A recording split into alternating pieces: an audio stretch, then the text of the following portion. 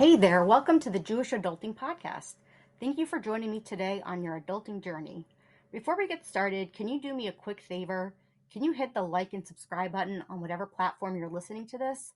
I promise it's not a lifetime commitment, but when you don't subscribe, it's kind of like coffee without caffeine. What are we even doing here? Or like latkes without applesauce? Are we even living our best life? When you subscribe, you not only give me warm, fuzzy feelings, but you're also helping me bring amazing guests who rely on subscriber counts to know whether joining me is a worthy endeavor. More subscribers mean more epic conversations for you. And hey, if you're feeling extra generous, you can also show your support by becoming a monthly supporter at buymeacoffee.com/Jewish adulting. Whether it's $1, $5, $10, or even $20, every little bit helps make this podcast rolling. Of course, if you're sitting on a cool million or even looking to sponsor the show, reach out to me at jewishadulting@gmail.com. Also, I'm always looking out for engaging, thoughtful, passionate guests to join me. So if you want to nominate someone or want to come on the podcast yourself, reach out. Let's make a podcast shidduch. This is Rabbi Ben-Zion Schaefer of the Shmooze.com. Jewish adulting is about shining a light on parts of ourselves in order to do Avodas Hashem with all the tools and resources at our disposal. It is an honor and a privilege to have every day to further refine our character and grow closer to Hashem. Take advantage of these opportunities before it's too late. Hi, everybody. This is your host, Chedva Rose at Jewish Adulting Podcast. I have with me tonight Nikki Rothstein, who is building on a dedicated career as a pediatric occupational therapist for over 20 years, helping over thousands of children and families. Nikki founded Kavana Parenting. It is here that she brings together her mission to help parents with direction, intention, and purpose at all ages and stages while connecting to their children and to help them to connect with Hashem always, which is so beautiful. It's a lovely topic. Thank you so much for being here with us. Oh, thank you for inviting me. Yeah. So what's interesting about our talk tonight is that I don't think we're going to be going so much into your practice of Kavana parenting. We were talking about which kinds of topics we wanted to discuss. And you told me that you had an interesting story to share and that the concept Bisha Tova, like in the right time, everything in the right time, and not feeling stuck was a part of your journey. And I said, okay, well, I want to talk about that because that is such a issue as an adult to feel like I'm just waiting for the next paycheck. I'm just waiting for my zivug. I'm just waiting for the child. I'm just waiting for the child to grow up, whatever it is that we're waiting for. And then I'm stuck. I'm not going where I need to be. There's so much that could be here. So what I really wanted to do was sort of, get the conversation started with you about a little bit about your background and how this topic became something that was in the forefront of your mind, how that came to be as something that was important to you. Okay, well, thank you. So it's really interesting. I don't know if you read like Parsha Sheets and Shabbos, but in our family, we're really into a few of them, but one in particular is Torah Savigdor. And he's very much, Rabbi Victor Miller, Zecher Tzaddik L'Bracha, very much a part of my life in many ways. And I'll elaborate on a bracha he gave me later, but was very interesting. I think this was 2 weeks ago, trying to look if it was Parshas Ekev. He brings down that Rabbeinu Yonah in the Shari Tshuva lists 10 examples that are great and virtuous ways of living for which man was created. And he goes into all of them. And there's one that's really interesting. It says, V'zacharta es kol haderach. And it was talking specifically about the 40 years that they were in the Midbar, that they should remember the ways. But Rabbi Miller elaborates on this, and he says, yes, we should remember the Parshas Haman, and we should remember how Hashem gave us water. But really, this is a commandment that we should remember all the things in our life, because when we remember how Hashem took care of us, and sometimes, when we're going through something is huge, right? And then we're over it, and we forget how huge it was, and we forget all the details of how Hashem saved us. And really that gives chizuk to us to go on because we're always challenged. You go from one challenge to the next challenge. And without sounding morbid, if we didn't have challenges, we wouldn't be here. Right. Like, Right.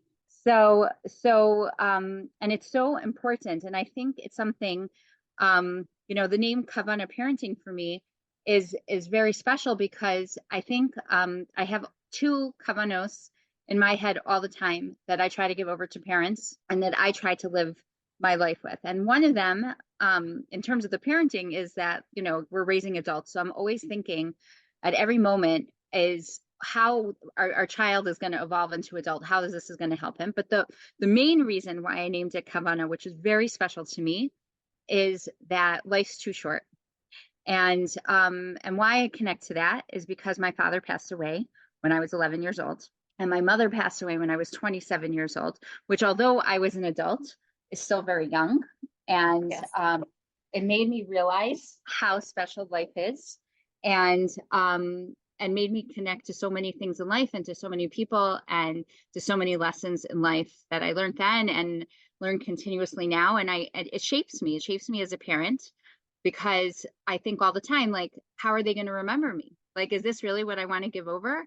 And I try to share that with people. How do you want your children to remember you? That, that we keep a perfectly clean house at all times, or that, we get down and dirty and have a good time together and love being with each other. So, like, just to keep things in perspective. So first of all, I'm sorry that you lost, your parents at such a young age.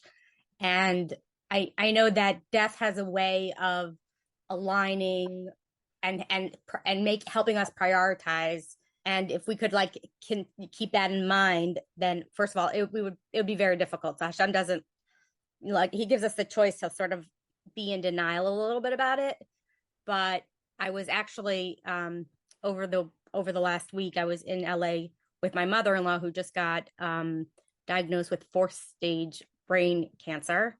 Oh, no. And and I was talking to her, and I said to her, what do you want your legacy to be? Because that's so part of this discussion of, like, when you pass on, what do you want your children to remember you by? What did you want your intentionality to be? And, of course, she said she wanted her grandchildren and her children to feel like they were loved and to feel secure, and that she was a good role model. And I think that is part of what you just said. That's the reason I'm even bringing this up. She should have her Fushulema, is that it's if you don't do it now, when your children are younger, like, it needs to happen. It's so integral to the, how you live your life. So I just wanted to bring that up.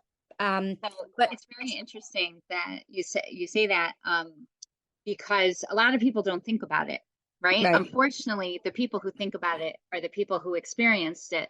But I really will say that our life is much deeper because of that, because it's something that's very conscious in our brain. And it's interesting. We used to always go to my father's kever, my brother, my mother, my sister-in-law. We would go Erev Yom Kippur. And for some reason, we always had the tape of Rabbi Franz. Like, it was always in the car, and we always listened to the same exact tape on that trip to the kever on Erev Yom Kippur. And Rabbi Fran was saying about his sister-in-law had given him a book on ethical wills that people left to their children. And it was a fascinating thing. And he said that, like, people should really do this before Yom Kippur. Like, we are asking for another year. Like, think about this. And it was very interesting, because he said that, like, in the book, some people read these wills after a person was nifter, and they didn't really feel that was how the person lived their life. Like, they were surprised, really, that was important to that person. And sometimes the opposite, or sometimes the person wanted to share it in their lifetime. And I think it's so interesting, like, my father and I, because I was only 11, I was very close to him, but we didn't really have, like, deep, meaningful conversations. We were close, but it was like I was 11, Right. So, but from how a person lives their life, and I think this also connects to me in Kavana Parenting, is always tell them it's not what you say to your children.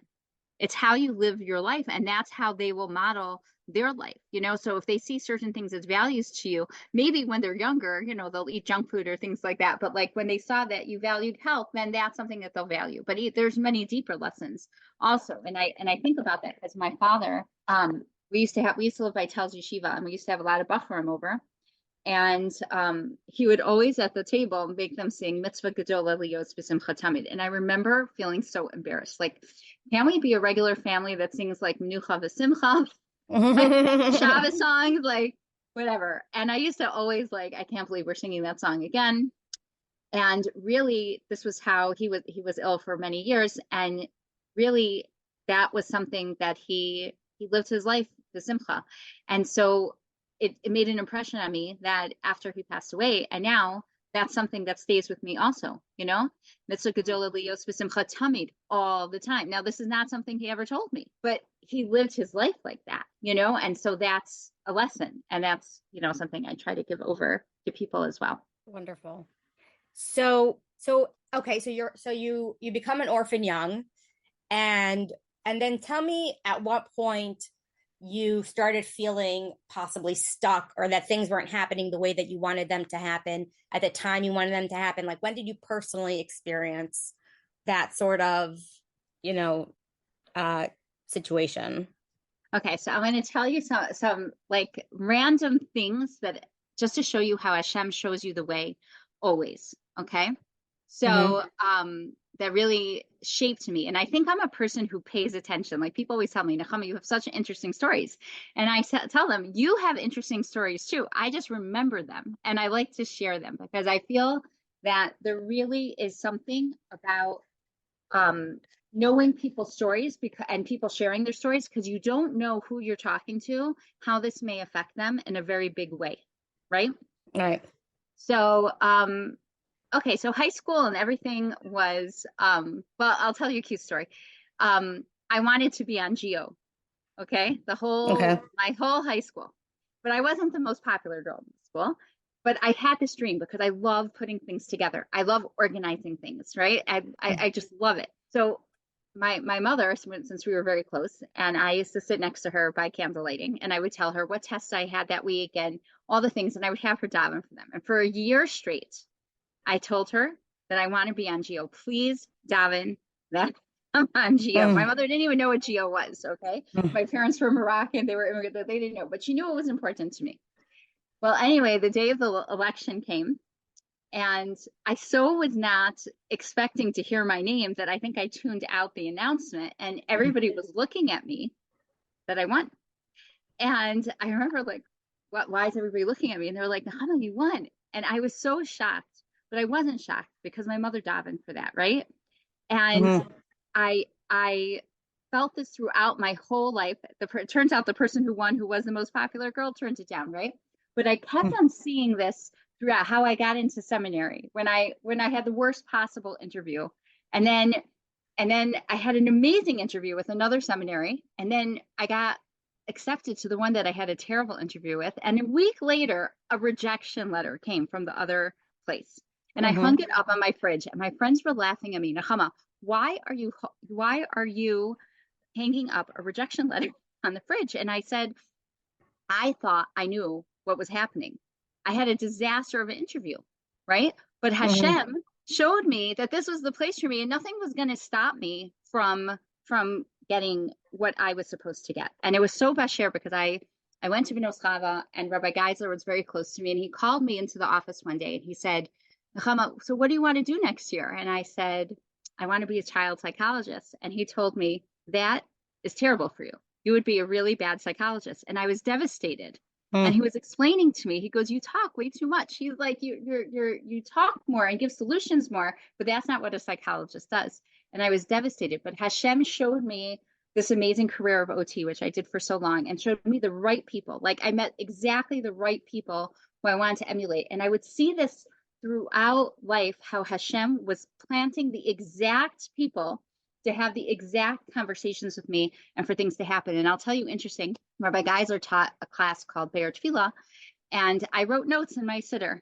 And when I came home from seminary, we had no money, I had no car, and I got a job, and I had to take the bus to this job. And it was really a terrible job for me. It wasn't maybe a bad job for other people, but I'm not good with insurance billing. And it was people who were nifter already and calling their next of kin for money. It was really not like my type of people job, right? Right. And I was really upset. And but I felt stuck here, like Hashem, I need to work. I'm a Soma, and um I need to put away money. I need to go to school. And so I would take the bus every morning. And one morning, the I finished davening early, and I was reading through my notes in my sitter. And inside it said, right in the beginning, the bracha of Pokeach Ivrim. It said that even a blind person says this bracha because Hashem always sends them the person to show them the way. And I thought that was interesting. And I just was thinking about it. And right before my eyes, this was not Eged, this was not Yerushalayim, there was a blind person who was getting off the bus. And she wasn't one of the regulars on the bus. And the bus driver got off and crossed her two main streets and then had to cross back these two main streets right in front of my eyes, right as I read this bracha. And if I tell you I was depressed in this job, I was really depressed in this job. And it gave me such chizuk to quit and to know that Hashem was going to show me the way in a fabulous way. Now, but I want to tell you a very interesting story about this. The woman was not happy that I was quitting without giving her notice, but I really had to. I was really not happy. And at first I was thinking, is that a bad work ethic to quit? But then I was like, I'm not trying to make the situation better. This is a fine job for someone else. This is just not for me. And so I told her I had to quit right away. And she's like, why? And I just said that I got a new job. Now I lied, but like I just didn't know. I was 18. I didn't know what to tell her. So she goes, where'd you get a new job? And she was peppering me, and I was young, so I didn't even realize how people are connected. So I knew I was going to apply for a job in a store, a from store. And so I told her that I got a job there. Okay, so when I called this place to get a job, they were very hesitant on the phone. And she's like, well, I'm not sure if I need someone. And I'm thinking, really? I thought you told my sister-in-law you needed someone immediately, but okay. And then she said, well, could we try it on a trial basis? And I said, sure. So a few months into the job, she tells me, she starts laughing, like I was running the store, like really running the store. And she starts laughing. She goes, it was so funny when I got that phone call about you. I was like, what phone call about me? She goes, yeah, like some lady called me up and told me like you're really not a good person to work with, and you don't know how to get along with people, and you don't know how to multitask, and I was really nervous to give you the job. And all of a sudden I was burning with rage. Okay, but then I thought about this for a second, and I realized whatever you are meant to have in your life, no one can take away from you, right? And this person did the ultimate form of like lashon hara and etc. because the person didn't even ask her information about me, and she called up to say, don't give this person a job. And I was very shaken up, but I realized that person had her own problems. Like sometimes when people do something to us, the older you get, you realize this had nothing to do with you. She had her only thing, but it taught me such a lesson. I can't even tell you how I carried that lesson in shidduchim, in anything, that no one is going to take anything away from you. Right.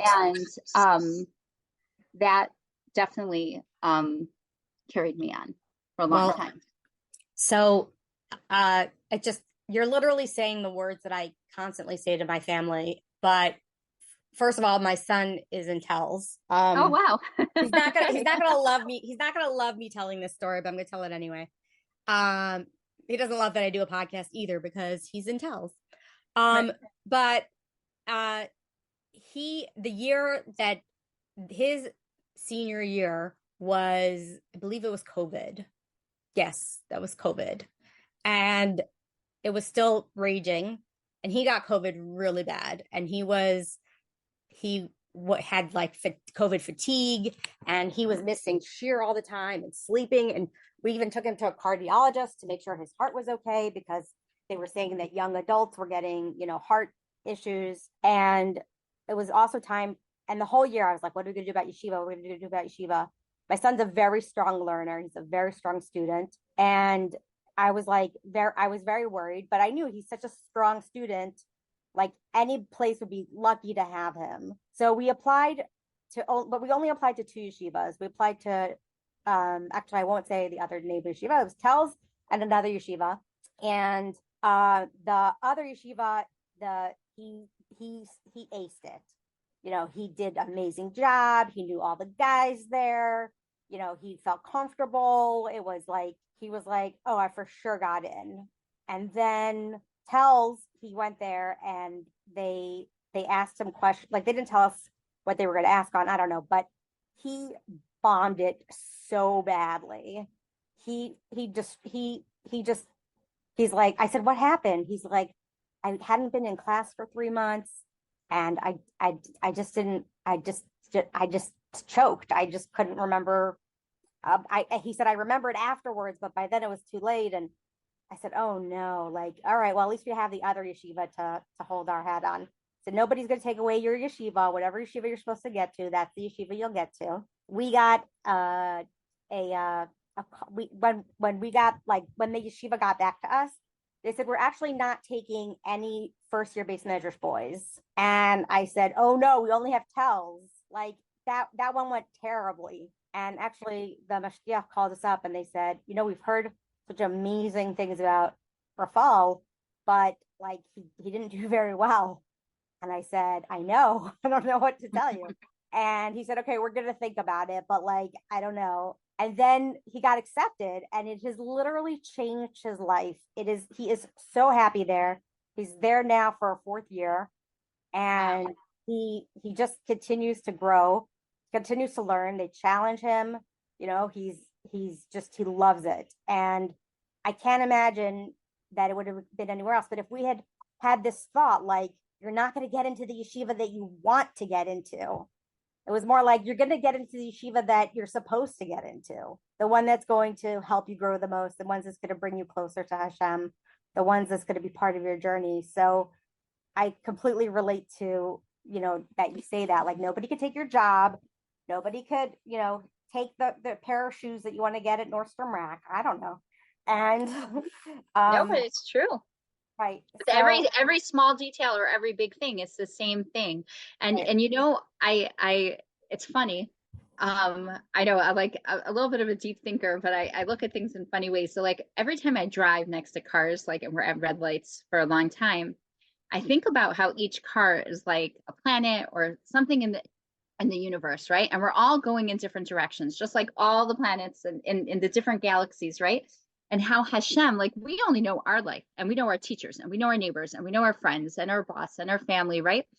But every single person in the car has that, right? And it's really overwhelming to think. And even now, when the war happened, and initially I was like, oh, great. Like, I can't ask for my tefillos now because Hashem is taking care of the world. And then I realized, no, that's a very reform ideology. Like, I work with a lot of, different people, and I know a lot of conservative and reform people. And that is one of the number one things that they always tell me. We believe God created the world, but he can't be running my life now. He's so busy, like, making sure there's not a tsunami or something like that. And they really believe that. But like, you know what? No, Hashem listened to my tefillos now after October 7th, just as he did before, because that is what Hashem HaKol Yachol is, and connecting to that. And even with the eclipse this year, I don't know if you saw the eclipse where you were, but in Cleveland, It was really exciting. Okay. I know. My son was there. He was so excited. It was so exciting. And it was so to the second that they told us at, I don't remember if it was 3:12 or 4:12, but exactly to the second that they predicted, they have it, and it just gave me, I had such, and my brother was saying that, like, he was at a share, and really the Rav was saying we should always feel this by Yotzer Hamar Oros and all these brachos. And it changed the way I say them now, because everything works in such perfect synchrony. And so when we're going through things, we need to constantly think of some of those things that Hashem did with such perfect coordination. We're both on LinkedIn, and somebody had posted something, and I was so excited because I use it as the name of a speech that I just did recently. And she said something like, don't fall apart. Don't fall apart. It's not falling apart. It's falling into place. And I kind of used that concept, because really, when you're going through it, it's huge. And this is the thing, like, so I love, like, sharing my story in terms of shidduchim, because a lot of people, unfortunately, are in shidduchim, right? Or have children in shidduchim. But one of the main things is that you can't really tell it to the person in the time that you're going to see how this is going to work out. Right. And it's going to be so amazing. But when it does work out, we have to stop and look at all the pieces and parts that got us there. And we couldn't have met our zivug a second sooner. And we definitely could have met them 6 months sooner, right? Like, and you start to just feel like Hashem is holding my hand. And like years later, when you're going through things, you know that Hashem is still holding your hand. He didn't forget about you. He's not leaving you alone, and you really, like, one of my friends always says this line, I can't wait to see how it's going to work out. Like when she's going through different challenges, like her emunah is so strong. She's just waiting to see. And that's what we daven throughout davening. Look how many times we have Yeshua Chaki V'si Hashem, and these concepts of just waiting for the Yeshua to happen and hope. So my the segues kind of into my concept of like that girls and boys who are in shidduchim, it's not about waiting. It's about hoping. Now for Mashiach, it's actually the opposite. They said it this year, as we went through Tisha B'Av with so much looming, that no, we shouldn't think that we're just hoping for Yeshua. We are waiting for the Yeshua. We know it's coming. We're just waiting. Like, when is it going to happen, right? But I think with the dating and different other Yeshuas that we're waiting for, that we actually should have so much hope and visualization that it is going to work out. And in that waiting time, we can do really, really great things. And to know that Hashem has perfect timing. So it's not like, I know so many people who don't want to start something. They're like, well, what if we get engaged?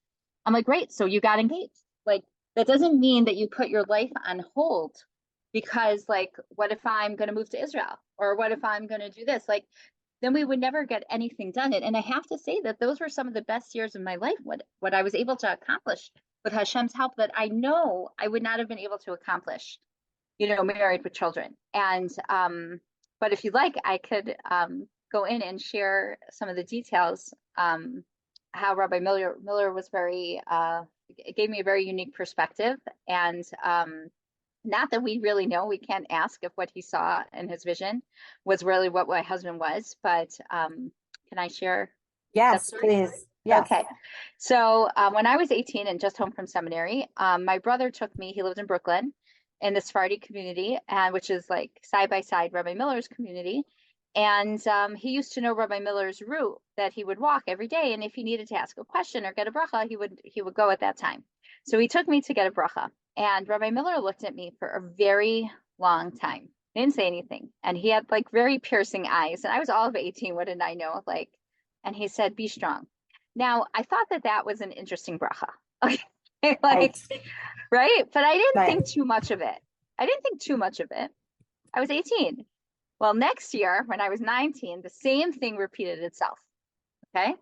And Rabbi Miller looked at me for a very, very long time and said, be strong. And I was convinced at that moment that I was not getting married. Like, everybody has an uncle or an aunt that never got married and was like the best, funnest aunt or uncle, right? And like whatever. So in my head, I kind of was like becoming this great aunt to my nieces and nephews, like super generous and everything. Like, these probably will be like my doros, kind of, like in my head, I was really thinking like that. And so, but at the same time, I did do my shtablis in dating. I met many people. And I don't know if you had this when you were younger, but it was before Torah Anytime. So there was an organization called Shel Heves. Do you know that organization? I do not.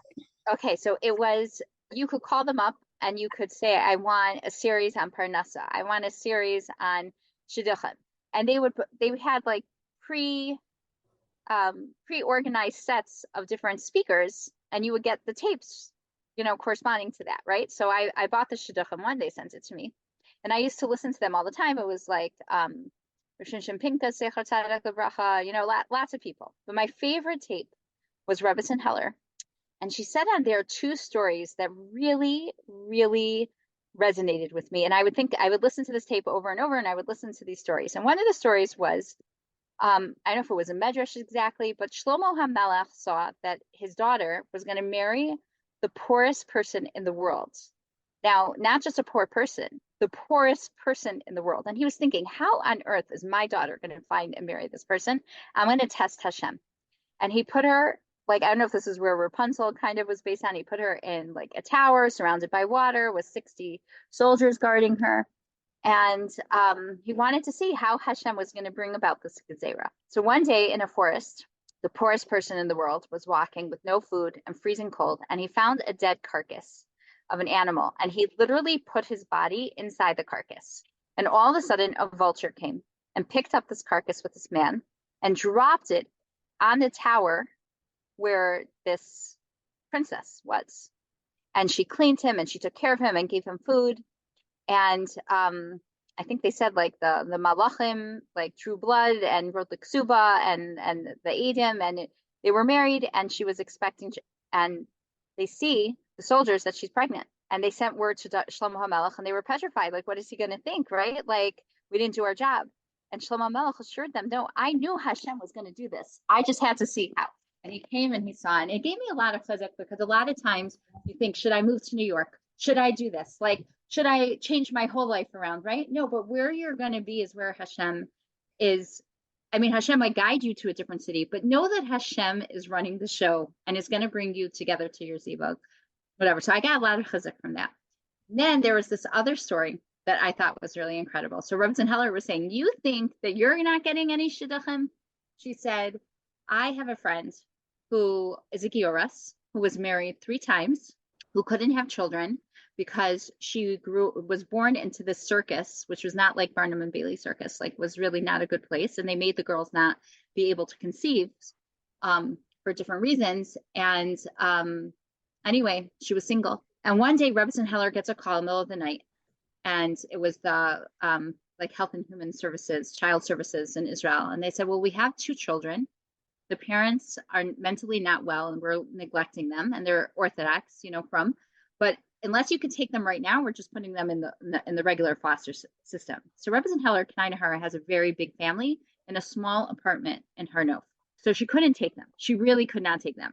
But she wasn't about to say, I'm going to say Tehillim and I hope everything works out, right? So she said, give me a few minutes. So she calls this friend in the middle of the night and she said, can you take these children? Temporarily until we figured out. So she said, sure.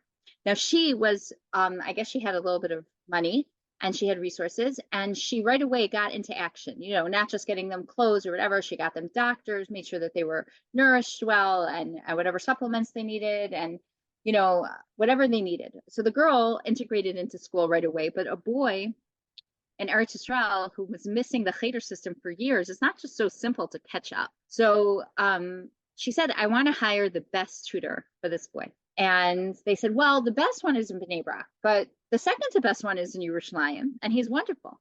And she said, no, I want the best one. So she paid for this man to come, I don't know how often a week, to tutor this boy. One day there's a knock on her door, and it's this man's daughter. And she said, my father wants to know if you'll marry him. Okay, Chashuva Rav. He did not need to date her because he saw who she was. His wife had passed away. And his wife was not well for many years, and he raised 5 children by himself. And he knew what went into raising children, and he saw the tremendous chesed of what she did, and that's all he needed to know. Okay, this story made an impression on me. I just thought it was so amazing. Like she said, my friend now from Oklahoma is now like a Rebbetzin in Bnei Brak. So fast forward many years, and I'll tell you how I got to Eretz Yisrael. But after the story, but I get to Eretz Yisrael, and our friend, whose father is actually the Rosh Hashiva in Panovich, Rabbi Povarsky, he tells me his son Binyamin, who lives in Malatafna, he said to me, Nechama, this year, you are going to have 2 Purim. He goes, I'm going to arrange the whole thing. He goes, you're going to just sit in Bnei Brak. You don't know anyone. You are putter from everything. You'll just do the basic mitzvahs, and you're just going to sit and daven the entire Purim, and you're going to see a huge Yeshua. So he arranges it, and I come with a friend, and that year Purim was like Motzei Shabbos. So we were spending Shabbos with this family too. So as soon as we walk in the door, I see this woman, and she is wearing a turban. I think that's what they wear, right? The Bnei Brak ladies, and the model's coat and everything. But she just does not look Bnei Brak, okay? Like her face looks Oklahoma. And, she's welcoming us into her home. And then she said, my 2 foster children are going to be joining us for Shabbos. And I just looked at her and I said, are you Rebbetzin Heller's friend? And she goes, yeah, very good friends. How would you know that? And I said, I know your story. I said, your story gave me so much chizuk. Like, you don't know how Hashem could bring about a shidduch.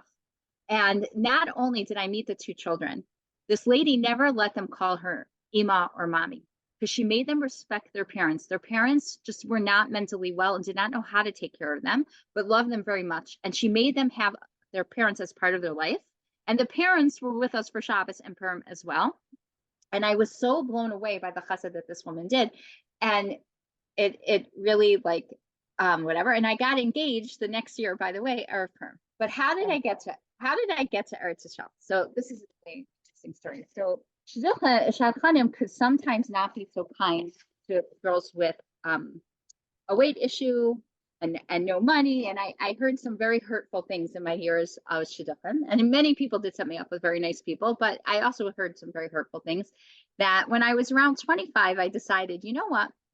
I'm just going to find my own person. I don't need shidduchim.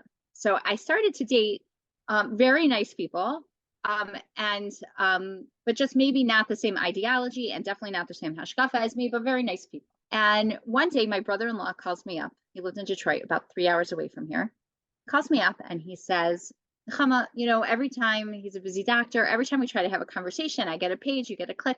Do you think you could just drive down? I wanted to talk to you about something today. So it was not weird. Me and my mother often went for the day. So we came to Detroit and he took me to his office. I had never been in his office. I'm sitting on his couch. I'm like wondering what he's going to share with me. Maybe somebody in the family sick. Like I was really nervous. And he said to me, and he had tears in his eyes and he was literally crying. And he said to me, Chama, you don't realize where the trajectory of your life is going. He goes, because these are wonderful people, but they're really not for you. And this is not the home that you're really going to build. And that's not the home that you really want to build. And that, and he goes, I worked everything out. I was like, worked what out? And he's like, so you can go. I got you an open ticket to Israel and you could leave today. You could leave tomorrow. Like everything's taken care of. And I was like, what are you talking about? like vacation? And he's like, no, like stay for a while, like go to Neve, and I'm very close with Rabbi Kellerman, and he's so excited to have you, and everything's taken care of. And I'm thinking to myself, like I had just graduated OT school a little while beforehand, and I was running an autistic classroom, and I got a grant, and I was like, I can't just like walk away, like I'm supposed to be taking data for this classroom. So we worked it out that I was going to go in December. And it was weird. I can't even believe that I agreed to go. But I can't even tell you how he thought of every detail to make it easier for me to go. And when I met Rabbi Kellerman, it was really funny. I was very into like my career and very into OT. I still am very passionate about child development. And then as soon as I met him, I said, okay, Rabbi Kellerman, maybe we could write a book together, like on discipline and at every age and stage. And he's looking at me and he's like, Nechama, you're here to get married. And I couldn't understand what he was even talking about. Like marriage was something like I was already like 27 or 28, like I was hoping for, but it wasn't like I had stopped everything in pursuit of that. But he really focused me. And what was so amazing is that I had Rabbi Kellerman's guidance. And as I was going through, like, I can't even tell you, my brother-in-law paid for like the best psychologist for me and a personal trainer and took care of every detail. And you should just take cabs so like things are easier for you, because he knew I was like already an adult, and like schlepping around was not my idea of fun at that time. I didn't need like the experiences when you were younger, and everything was like so put into place. And happens to be my when I say that you can't meet your Ziva like 6 months earlier, I'm actually going to say that like my good friend got engaged to my now husband's good friend, and I was at the sport, and I'm looking around the room, and I'm thinking to myself, there's no one here I would date. I don't think anybody here I would date, and not just surfacely, like very like whatever in passing. And when I went on my husband's second date, I realized that he was in that room, and it was him that I actually was thinking about. And he had come a long way. He was from LA. He had very gelled back hair, very tight suit, like was literally coming from Hollywood, right? That's where he wanted to be a writer. And I realized when we got engaged, I can't even tell you what Rabbi Miller said to me, be strong. I really saw this, that when I started dating, my husband was trying to work in Hollywood, okay? And how many things would have to happen in his life to Baruch Hashem make him not successful in Hollywood, to get him to Eretz Yisrael, to make the changes in his life completely. Everything had to change in his life. And I also had to work on myself. And then it perfectly aligned. But I don't know this for sure, but I really think when Rabbi Miller was looking at me, he knew it was going to be a long road. He couldn't just say Amir Tashem next year at this time, right? He wasn't throwing out words like that. but be strong along the way, because Hashem has a perfect plan and the perfect timing. And but one other issue that wasn't only about timing is that when a person is going out, and I was so lucky that I had this in Eretz Yisrael, is that you need hadracha when you're dating, because sometimes you might think you're making the right decision, and it could be a very firm decision, but it might not be the right decision that's leading you to your zivug. And so my husband was a very fresh Baal Tshuva. And so on our first date, I actually thought that. I said, oh my gosh, she's such an amazing person. But he's a very fresh Baal Tshuva. And fresh meat. I'm sorry? I said fresh meat. Yes, exactly. And so I was walking to tell the shadchan, thank you so much. I just don't see it. And her name is Mrs. Chana Levitan. She wrote an amazing book, like How to Get Married Only Once. If anybody has ever met her or can hear her, they should. And she was looking at me as I was talking, and she's just nodding her head. And she's like, but you're going to go out a second time. And I'm thinking to myself, go out a second time? Like, I don't want to waste his money. Like, it's totally not for me. And she's like, well, you're going to go out one more time. And I can't even tell you how I thank her, because I would have passed up the best thing that ever happened to me. But that's not how it was about his being a Baal Tshuva. As we were dating and more, it was Erev Yom Kippur Katan. And as I was getting out of the cab, I told him, oh, tomorrow is Yom Kippur Katan, and I love davening in Rabbi Sternbach Shul. And he looked at me and he said, what's that? And I said, what? He's like, yeah, what's Yom Kippur Katan? And all of a sudden, I felt like, oh no, Nechama, you cannot do this. Like, you're not going to lead the Shabbos table. You're not going to whatever. You're not going to want to explain things to your husband, right? And I went straight to Rabbi Kellerman. And Baruch Hashem, I also had a wonderful psychologist at the time who, I was able to get the help I needed beforehand that made me a better wife and a better mother. And they both said the exact same thing. And they both had met him. And they said, Nechama, all he needs to do is learn, but he doesn't need to change. And they said, do you know how hard it is to change? And the psychologist had pointed to the chair I was sitting in, and he said to me, he goes, Nechama, there are very chashuv people who have sat where you are sitting right now. And he goes, they're disgusting individuals. He said, so they have a lot of Torah, but they're not good people. He said, you have a person who all he needs to do is learn, and it will happen. But he's an amazing person. And, I would have passed up. I would have really thought that was a reason to break up, right? But I had people who were guiding me. And this is what I tell, like, I try to do a lot of shidduchim. I've made 2 that got married, and, but I try with many others. And I always ask sometimes when, they're saying no about certain things, I said, that's fine. You're not doing me a favor, yes or no. But I just want to know that you had hadracha to make this decision. Somebody with really, really big shoulders, and not just a friend or not just, but like somebody who really has perspective of people and different things. And I'm so thankful that I did, because I would have passed up the best thing that ever happened to me. And he's, Baruch Hashem, made many siyumim and leads a beautiful Shabbos table. And actually, we've gone to Yom Kippur Katan davening many times together. Baruch Hashem, I had that hadracha, and I thank Hashem every step of the way that was just literally sending me nisim. And so, we've had other challenges in life, but like I got through it only because of like really thinking how I got through the other ones. And I know Hashem has a plan. Right. So you mentioned at the beginning of this podcast that one of the people who taught you about this was your father, right? Right. But my father taught me that no matter what you're going through, that mitzvah gedola lios b'simcha tamid. And that concept is that no matter what, and what is that tamid? Just like we have Hashem, shivisi Hashem lenegdi tamid, that is the ultimate simcha, when you realize that Hashem is in front of you always, holding your hands. And he is. When you look, connect the dots.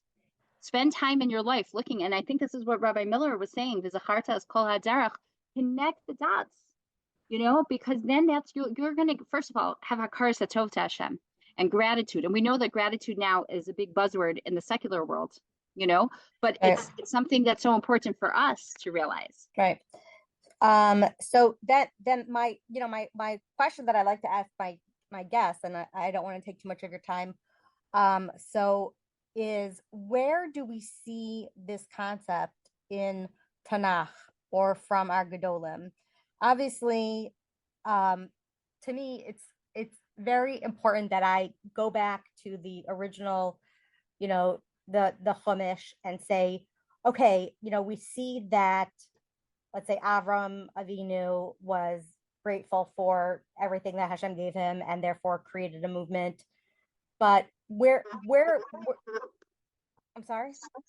Where would I see this? Yeah, have is there a specific Okay, so I'll share with you. I can't say a specific person, but I could say that, well, I think the story that we look at, right? So we look at the Purim story. The Purim story happened in so many years, right? It wasn't just like we read in school and then Vashti died and then Esther became queen, right? All the details along the way that Hashem was setting everything up. But I'll say more than that also, is that something that I hold on to whenever challenged is and Rabbi Bragg says this. Rabbi Bragg is I don't know if your son has probably for sure met him in Tel Yeshiva, but he's Rabbi Avigdor Miller's grandson. Yes. And my husband learned by him for 10 years. And he said something, he's on Torah anytime. And he said something that, we're all into these Eis Ratzons, like Yom Kippur Katan or Tu B'Av, right? And there's a huge Eis Ratzon to David. And he goes, if we realize that every single time that we're about to daven, and it's an old Siddurim, not in like Archgold Siddurim, but it's an old Siddurim, the words V'ahavta l'reacha kamocha, right? And we let go of a grudge. He said that moment, that tefillah, is as big as Yom Kippur, right? So I had this in mind, and I did this for years, and I have a little davening group in my house, and I tell, like, they're 10 and 11 years old, and I tell them all the time, I learned this at 46. You could learn this at 10. Every time you daven, think about that girl who didn't sit next to you. Think about that, whatever, and just let it go. So my friend was doing a Hafta L'Recha Kamocha summit, not Liloy Nish, for Refuah Shlema for her brother-in-law, and she added on the words to this that I never realized. In the Chumash, when it says V'ahavta l'reacha kamocha, do you know what the next two words are? I don't know. Isn't that the song? It says Ani Hashem. Ani Hashem. V'ahavta l'reacha kamocha Ani Hashem. And this was life changing to me. And it's a way to look at your life also. Is that anything that happens to you is not happening to you because of that person. No one's making your life harder. No one's whatever. Yes, you might experience pain, but ultimately it came from Hashem. And because when we know that it ultimately came from Hashem, then we can let go. And that's like the whole Sefer Tomer Devorah talks about this, of letting go. How many autoimmune disorders are there in the world because people hold so much in, right? And it really was, you could look at life, like how many people you think prevented your shidduch, or how many people got in the way of something, or how many people did this? No, but realizing if I didn't get that job, or if I didn't get here, it was not because of that person. It was because of Hashem. And then you could forgive the people. Yes, and you'd say, sometimes it's hard. I experience pain, but no, Hashem, that Yisurim that I experienced is taking away other things, and I accept that. And I'll tell you, I have an amazing, sometimes when I speak, I bring props. And one prop I bring is an envelope. And my brother was married for a very, very short time, and like a month, not even. And I was very into, when I was single, I had a lot of time. I used to make these really cute little family newsletters. And we went to Eretz Yisrael for his chasna. We came back home, and I made this newsletter, and I sent it off to him. And the day I sent it off, he called to say that he was getting a divorce. And I was just thinking, oh my gosh, I just sent this thing with their pictures from the chasna, talking about how much they were so in love and how cute they are and whatever. That's going to be so hurtful. And I never asked him if he got it. 6 months later, and I bring the envelope to show this, 6 months later, it comes back to me. The postage was perfect. I mailed it at the post office. The address was correct. I have neat handwriting. It had a stamp in Hebrew that said, Lo Yodea. We don't know why it wasn't delivered. And it came all the way back to me. But why did it come back to me? I really feel Hashem was giving me a message. Hashem is not going to give you one more ounce of pain than you were supposed to experience. And he wasn't supposed to get any more pain by seeing all those pictures and everything. And Hashem took care of that. And I saved that envelope. I mean, this is like, I'd say almost 30 years later. you know? Mm-hmm. And I have it because I got the message from that, that like no one's going to give us more than that. And just I think having that concept constantly that Hashem is just taking care of all the details and is there with us, that it gives us tremendous strength. Wow. This has been an amazing talk. I feel like we could keep going on about this. I don't even know if I asked you one of the questions that I initially wrote down to ask you. Maybe one of them I asked, but you have so many interesting stories that I just sort of got caught up in that experience. So thank you so much for being so open and willing to share, so that we could see your hashkafas in action. This is what you've experienced and this is what you believe to be true. And there's a lot of proofs and things that you could learn about it. But in the end of the day, we have to open our own eyes and see it before us and remember, that everything Hashem does is for the good in the right time, in the right place. Nobody could take anything away from you. Thank you so much for joining me. Thank you so much for inviting me. Very good. Have a good night. You too. Bye-bye. Bye. Views expressed by me, your host, and my delightful guest are not necessarily reflective of each other's views, ideas, or life choices. Sometimes we're on the same page, and other times we're not.